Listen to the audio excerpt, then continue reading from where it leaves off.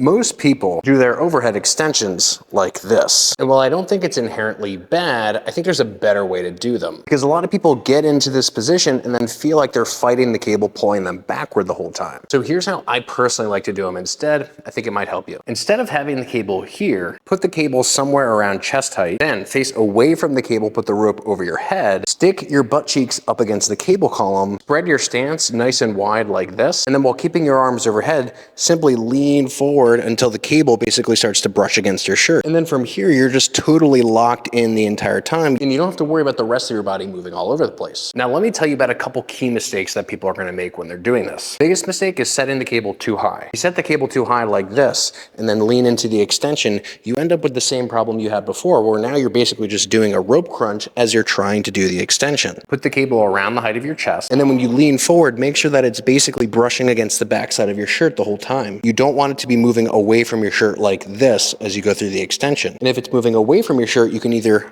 crunch a little bit more forward or simply just lower the height of the cable. Now, the second mistake happens before you even start the exercise, which is that people don't usually have a firm grip and tension on the rope before they get into position. And when you don't pull the tension out of the rope, it usually ends up being lopsided or asymmetrical in some way, or the way that your hands are pushing against the handles is uneven. So before I even start the exercise, I'm gonna make sure that I'm pulling and leaning against the rope like this so that I have even tension and I can feel where the pressure is. Then as I turn around, I'm gonna make sure I keep that tension. I'm not gonna let it go slack. So now with my working weight, I'm gonna show you what a set to failure looks like from start to finish. Here we go. Pull the slack, keep the tension, ass back, wide stance, lean forward.